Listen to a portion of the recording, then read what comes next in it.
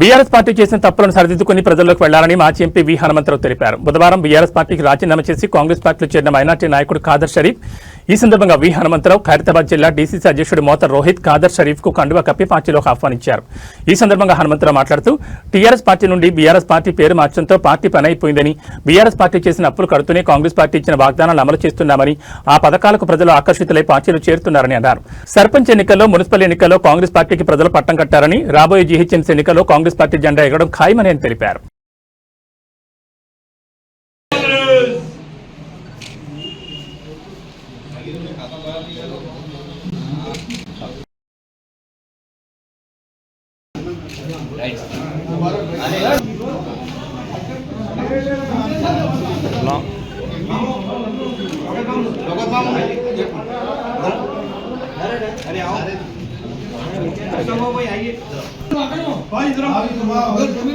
नए फोटो लेते डालो बोलते नहीं चलो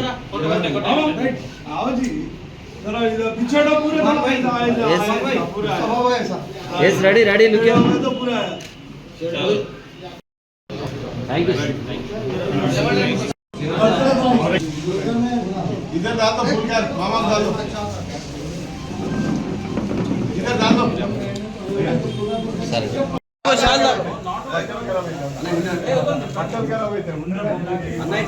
इधर देखो इधर देखो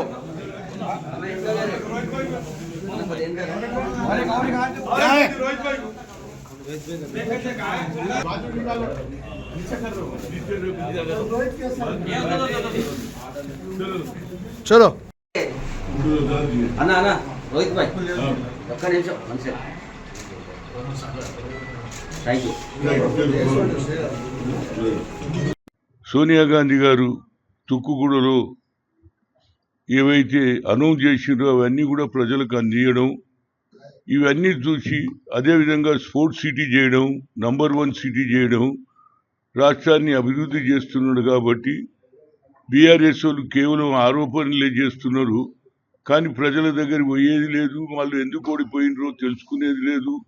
వాళ్ళ తప్పులు అబద్ధాలు చెప్పారు కాబట్టి ప్రజలు అతను వ్యతిరేకించి కాంగ్రెస్ను గెలిపించారు సోనియా గాంధీ నాయకత్వంలో.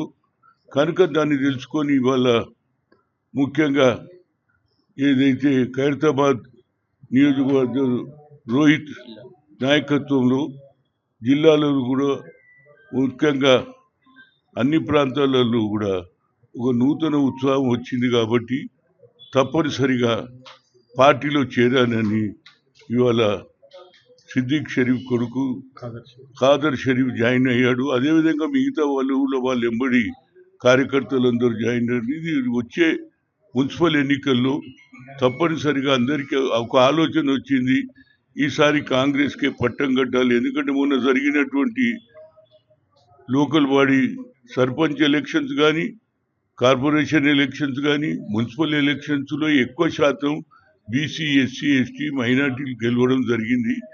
దాని ఆలోచనతోటి ఇక లాభం లేదు. ఎన్ని రోజులు చేసినా బీఆర్ఎస్ వాళ్ళు కేవలం ఆరోపణలే చేస్తున్నారు, కానీ వాళ్ళు ఎందుకు ఓడిపోయిందని ఇప్పటిదానిక వాళ్ళ ఆలోచన లేదు, మేధోమథనం లేదు.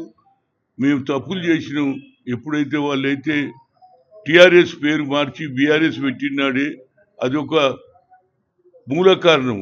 ఎందుకంటే ఈ రాష్ట్రం అభివృద్ధి చెందాలి, మా కాళ్ళ మీద నిలబడాలని ఎమోషనల్ పార్టీ పేరుంటే దాన్ని బీఆర్ఎస్ నుంచే వాళ్ళ పతనం స్టార్ట్ అయింది.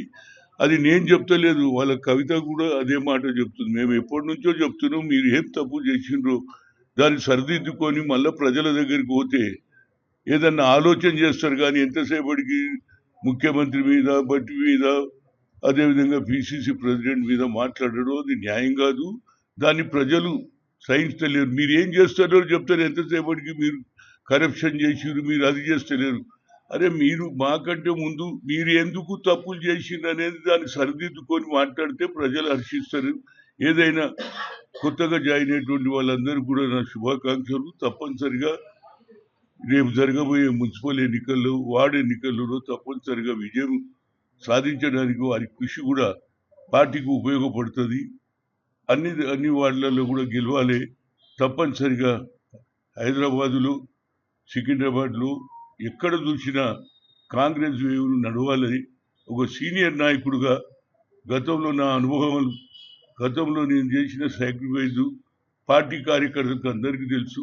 తప్పనిసరిగా న్యాయం జరుగుతుంది. రేపు రేవంత్ రెడ్డి నాయకత్వంలో మున్సిపాలిటీలు ఏ విధంగానైతే గెలిచినావో అదేవిధంగా రేపు కార్పొరేషన్ జరిగే ఎన్నికల్లో కూడా విజయం సాధించాలని ప్రతి పౌరుడు, ప్రతి స్త్రీకి, ప్రతి యువకునికి, ప్రతి స్త్రీకి కోరుతున్నాం.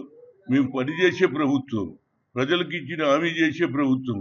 ఎన్ని అడుగడుగులు ఉన్నా మీరు కోట్ల రూపాయలు అప్పులు చేసిపోయినా దానికి అధిగమించి మంచి కార్యక్రమాలు చేస్తున్నారు.